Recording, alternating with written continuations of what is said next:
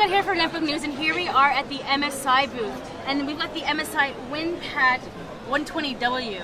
They've got quite a few, so this one is actually running on Cedar Trail. So this is a netbook platform traditionally. So this has just been released, so we're just seeing some of like the first netbooks come out of the Intel booth. But what's interesting about this is it does have 2 cores with hyper-threading, so we're seeing the four cores here. But what I thought was pretty cool is this is running at 3.4 performance index, which is actually very, very, very high for a Windows system on a device like this. On the netbooks that I've seen so far, the Windows rating has been on 2.9. So to have a full half-point increase on Windows performance on this tablet is actually really interesting. So I'm going to be very intrigued to kind of spend some more hands-on time with tablets like this. So if you look at the front, it's incredibly glossy. It's terrible, terrible. It's something I definitely hate.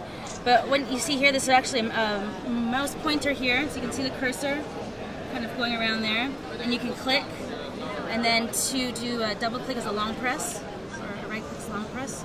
Let's see. If that works here. Yeah, so for the right click is a long press, and they do have a series of indicators here at the front, the microphones here. There is a camera here at the front. How many megapixels? I'm not sure. But if we take a look around the back, we have another webcam back here. I'm not really a fan of what's happening here at all. I like this kind of like faux aluminium finish. The plastic doesn't feel that cheap. It actually feels quite good.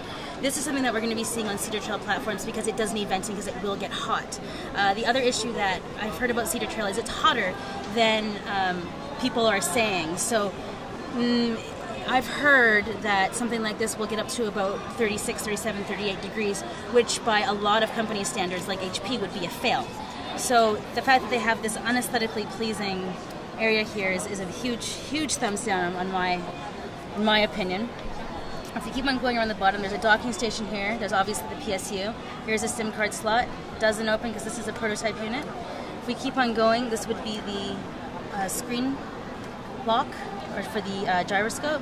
This is a card reader, volume rocker, headphone jacks, full-size USB.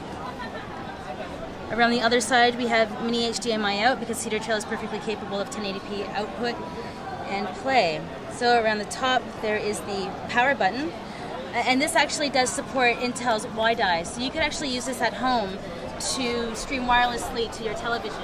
So if you were, checking out whatever, you could actually send this to your TV if it had a WiDi receiver. So this is a look at MSI's WindPad 120w. This is a great improvement prototype-wise from what I've been seeing in the past from MSI. So price point would be good, and you know what, guys? Already in my hands, this is a huge fail. There's a fan right where I hold it, and this fan is actually blowing quite hot air.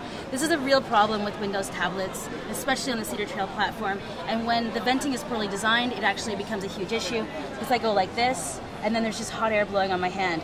Maybe if you lived in a cold climate country, this would be a great tablet to have, but here in Taiwan, it's like carrying a terrible furnace around with me where I'm going.